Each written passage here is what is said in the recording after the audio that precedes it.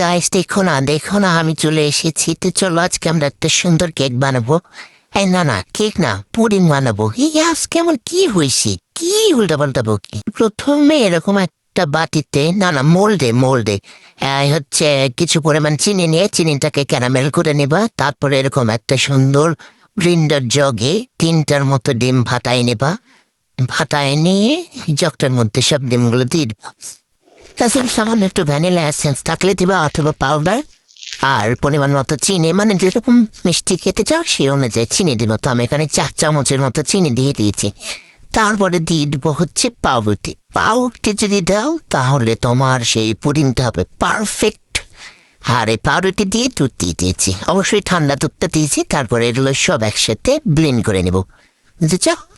Blend করা হয়ে গেলে যে মোল্ডে আমরা হচ্ছে ক্যারামেল করে রেখেছি ওই মোল্ডে সুন্দর করে লিকুইড করে চেকে নেবো। অবশ্যই চেকে নেবো, না থাকলে ভিতরে দলা দলা থাকবে, পুডিংটার স্ট্রাকচারটা ভালো হবে না। সুন্দর একটা ছাঁকনি নিয়ে চেকে নেবে। তারপরে চুলাতে একটা সুন্দর থেকে প্যান বসাই দেবো। অবশ্যই সব কিছু সুন্দর দিতে হবে, কারণ এই পুডিংটা হচ্ছে সুন্দর। এই প্যানের উপর একটা স্ট্যান্ড দিয়ে তার উপরে হচ্ছে মোলটা বসাই দেবো।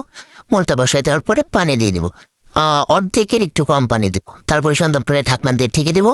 ঢাকনা দিয়ে ঢেকে দেওয়ার পরে ঢাকনার যে ছিদ্রটা আছে ছিদ্রটা কিছু একটা দিয়ে কাভার করে দেবো।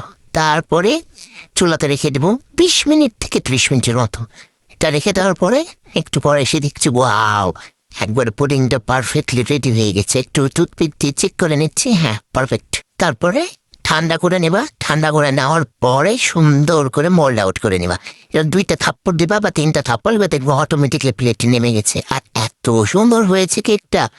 ভাই আমার কেক পরে কি হয়েছে আজকে? পুডিং এত সুন্দর হয়েছে পুডিংটা, মানে একবারে পুরা নরম মিষ্টি সফট। মনে হচ্ছে আমার বাসার নিচে একটা পুডিংয়ের দোকান দিব খুব শীঘ্রই।